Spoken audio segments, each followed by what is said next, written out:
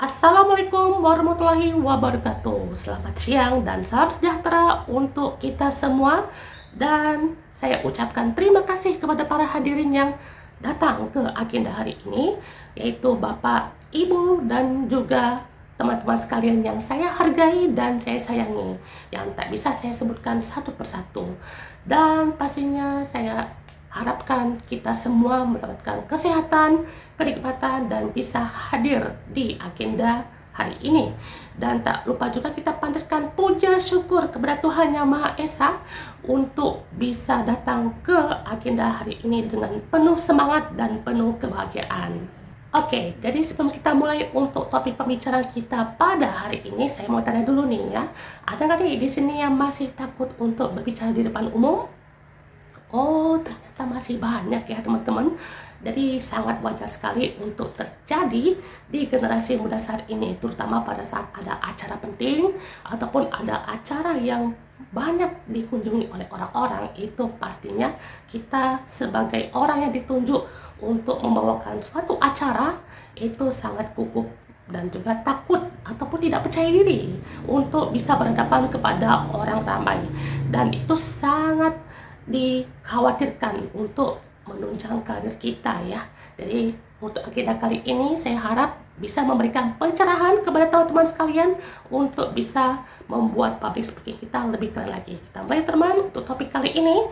Mau karir lebih bagus? Ayo kita latih public speaking kita lebih keren. Tepuk tangan semuanya. Oke, jadi sebelum itu kita akan kasih tahu dulu nih, rasa ketakutan berlebihan saat berbicara di depan umum itu istilahnya adalah glossophobia. Jadi glossophobia ini itu sudah banyak yang terjadi ya teman. Itu faktor utamanya adalah gugup, jelas, rasa takutnya berlebihan, terus juga tidak adanya persiapan dan kita belum beradaptasi. Itulah salah satu faktor utamanya ya, dan itu juga didukung nih dengan kurangnya persiapan ya kan, seperti melatih diri dan juga intonasi nada. Oke, mari kita jabarkan sedikit beberapa hasil dan data penelitian yang ada di seluruh dunia dan di Indonesia, terutama dalam hal ini sebagai kita generasi muda ini harus tahu kenapa itu bisa terjadi. Jadi ada dari National Institute of Mental Health mengatakan 75% orang di dunia itu menderita glossophobia. Ya, 75%, sangat banyak ya teman-teman. Terutama ada di berbagai macam usia, jenis kelamin, dan juga faktor di belakangnya ya. Itu juga tidak pilih-pilih ya, mau usia muda ataupun usia yang sudah tua, itu sering terjadi. Selalu juga di jenis kelamin menjadi perbedaan, mau itu dari orang yang sudah paham atau dari tongkrongan atau kelompok orang yang sudah mereka paham komunikasinya, itu saat mau berbicara di depan saja itu masih sangat sulit karena terkendala oleh ketakutan kita, kecemasan kita, dan respon orang-orang itu bisa menjadi pengaruh besar kenapa kita masih takut. Nah, selain itu juga di Indonesia sendiri juga bisa dibilang menjadi paling banyak ya. Terutama ada sekitar 80%. 80% mahasiswa terutama di universitas itu menderita glossophobia, dan terutama juga di 63,9% itu kesulitan saat berkolaborasi. Jadi seperti kita mengerjakan tugas atau merencanakan sesuatu itu selalu ada terkendala seperti rasa takut, takut salah ataupun takut dimarahi atau takut kita dicuekkan atau berbagai faktor lainnya yang menyebabkan para mahasiswa itu sulit untuk berkomunikasi pada saat awal pertemuan. Nah, itu saja sudah pasti sangat memungkinkan ya.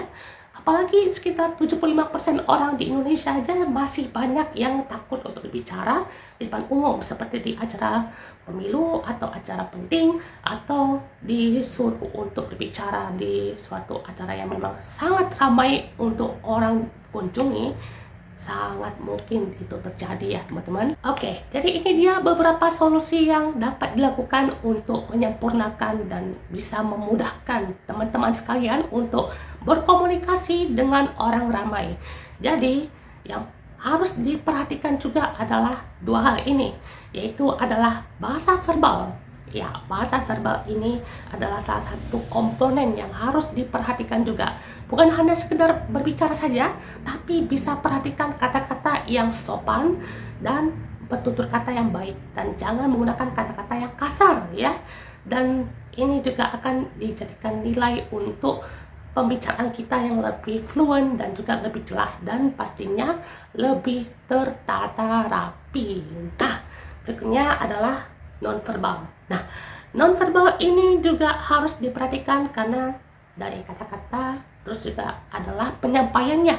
Seperti kata-kata yang disampaikan oleh gerakan tangan dan juga ekspresi itu adalah seperti bentuk penerjemah dan bisa menjadi pemahaman kita bahwa dari topik yang dibicarakan oleh pembicara kepada para audiens itu tersampaikan dengan baik. Nah, langkah pertama untuk mengatasi hal itu adalah persiapan.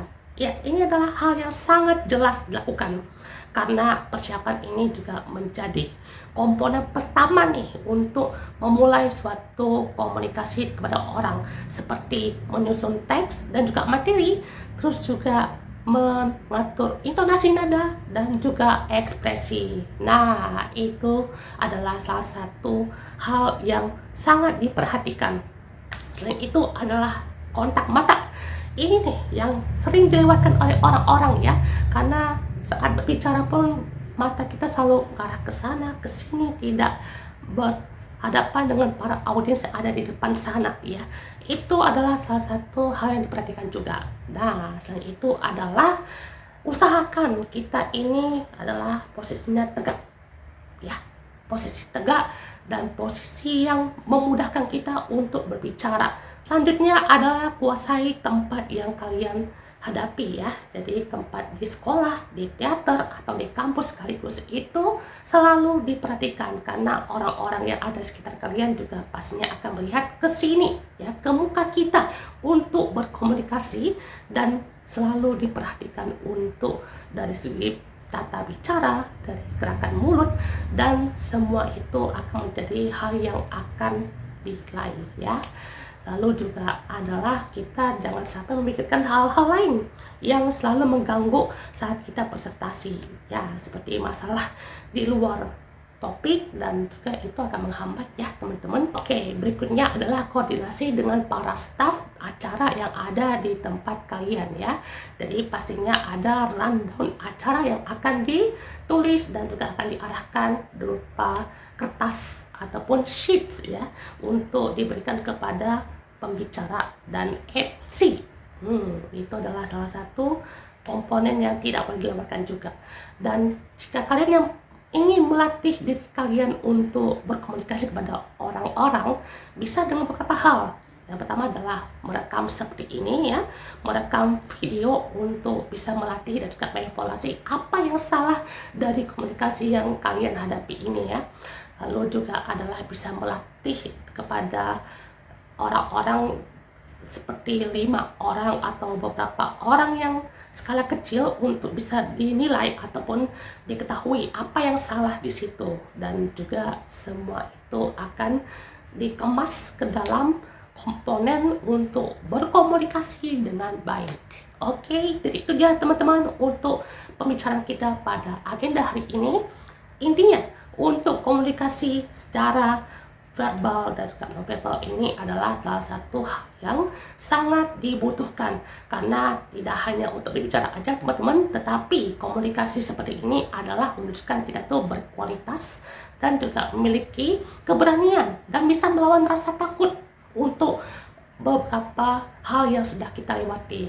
Jadi dengan demikian untuk komunikasi ini kita harapkan ya semua orang-orang yang ada di agenda ini itu bisa merasakan perubahan dan juga komunikasi yang lebih bagus dan juga lebih menarik lagi.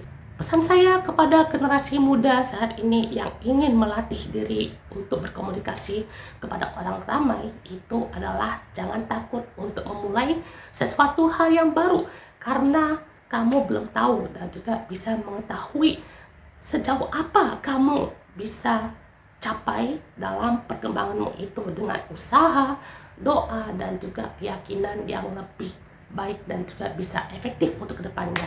Jadi terima kasih teman-teman atas waktunya. Saya ucapkan wassalamualaikum warahmatullahi wabarakatuh.